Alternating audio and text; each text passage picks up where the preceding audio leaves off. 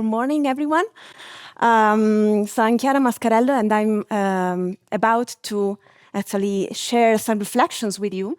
And those reflections come from an ongoing conversation which I've been having with Francesco Tormen, who is here in the room, with whom I co-direct the Italian Buddhist Union Research Center. My background is in philosophy and Tibetan Buddhist studies. But I will focus more on some epistemological reflections about the educational settings and how they can be impacted by AI nowadays.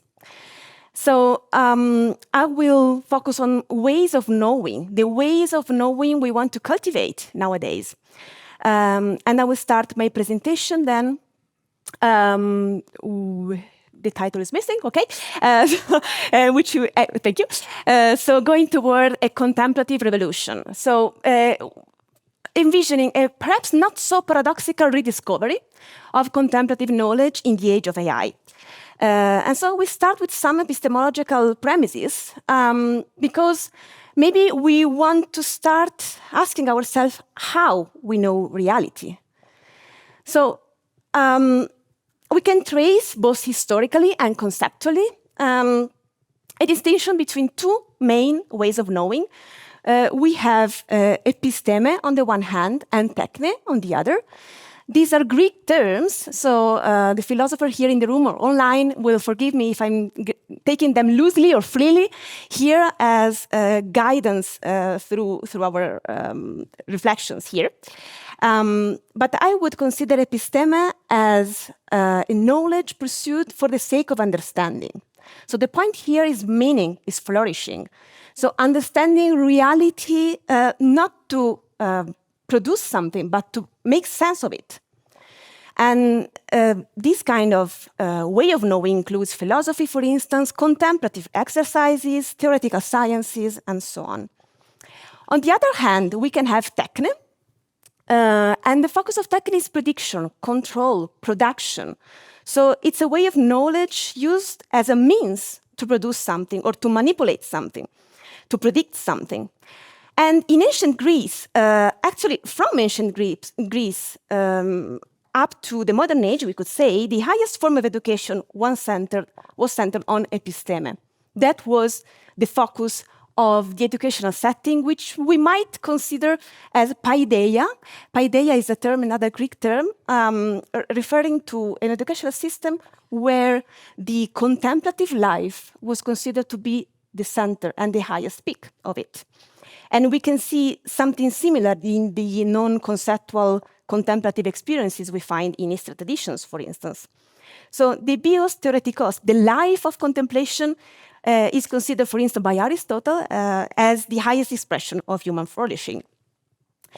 Techne then if techne produces workers who perfectly fit the social system we are in, episteme produces citizens, wise citizens, who are able to understand the values of a social system, but also to reflect upon it, and maybe to challenge it. So now we can ask ourselves how these two ways of knowing have evolved within the educational setting. So we could see maybe a brief historical trajectory of the education's revolutions here. And we can see that from ancient Greece up to the modern age, I would say, the highest form of education focused mainly on episteme. So we can see here an attempt at drawing a trajectory of our educational system. So we slowly walked through the centuries. And with the birth of modern science, we can see that the increasing specialization and division of knowledge marked a shift toward techne, from episteme towards techne. So towards the so-called blind spot, perhaps, of the modern sciences. This might ring a bell, since a wonderful book has just been published on this topic. So the horizon of the sense of, and meaning of a human enterprise of knowledge, of the making sense of reality, is slowly forgotten or left behind by the modern sciences. And in the past few decades, labor market is being also reshaped, and educational settings have been trying to chase these new technical scenarios. So slowly, we are now at a point where the rise of AI might be actually causing a paradoxical turning point. So machines are increasingly mastering the domain of techne, and human beings can perhaps go back again to center themselves in episteme, in meaning, in reflection, in contemplation. So that's a potential trajectory we might have. But why such a revolution might happen, and why should perhaps also happen? I might sketch here maybe 3 to 4 main reasons. There might be even more. We can maybe discuss that later. But first of all, we can see that the labor market changes continuously, quite rapidly, and the soft skills have been really increasingly valued. So those skills who help us to personally and interpersonally face change and being flexible in complex environments. So again, these are capacities that contemplative practices have always facilitated. And then a second reason might be that if we think about programming, for instance, or highly technical fields, even in those fields, it seems that programmers and developers have been using more and more often natural language to speak with the systems, to speak with the chatbot, to ask the chatbot to program something according to their wishes. So here, if we really want, and more generally, if we really want to interact with those systems, we might need some clarity, some critical thinking, some ways of being creative, some imagination, some reflective thinking is really needed there. So these, again, are the capacities cultivated within the tradition of paideia, going back to Greece, but the contemplative education setting more in general. One more reason might be here to be taken into consideration. It has been mentioned also yesterday, even just as a possibility. We might face a post-work society, potentially. And it's really important to consider it, even if just as a possibility, because actually this could make us face a potential loss of meaning or purpose in human life. So what to do with how to face with them, how to get ready to that. And by the way, yesterday we were thinking about this together during our sessions, and I realized that the very first article of the Italian Constitution, I come from Italy, is really focused on work. And it says, Italy is a democratic republic founded on labor. So what happens if this is undermined? So that's just a question mark I share with you. And then maybe another reason we have for a potential revolution in the educational setting is the growing power of attention economy. And yesterday also Peter mentioned the great risk we have of lacking freedom of attention, which leads us to lack freedom of intention. And that's really something that could be risky if those powers, those systems hack our human cognition even more and more, and we have even more free time, so to speak, to be hacked. So, so far we are trying to see how those two ways of knowing have been dominant, one more dominant than the other, perhaps, but we could also think about the relationships between those two ways of knowing, episteme on the one hand and techne on the other. And actually, they began to drift apart with the rise of modern science and the specialization of the different disciplines of knowledge.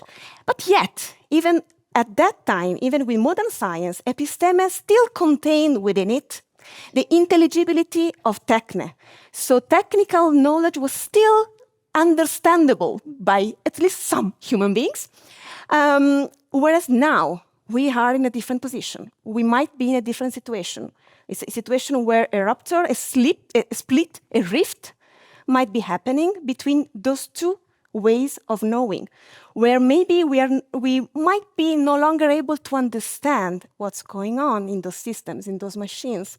So this epistemological opacity might actually be there. And we also mentioned, also yesterday we mentioned the black box problem. So we cannot maybe understand how those systems maybe fix some problems. So this is an epistemological problem that goes far beyond the educational setting, actually. We might ask ourselves what we do with that, what to do with that. But of course, we have one, perhaps, I mean, we could sketch two potential scenarios. They might be scary or maybe also extreme and distant. In one scenario in which we come back then to our full humanity flourishing, and we dedicate ourselves to our virtues, to our human flourishing.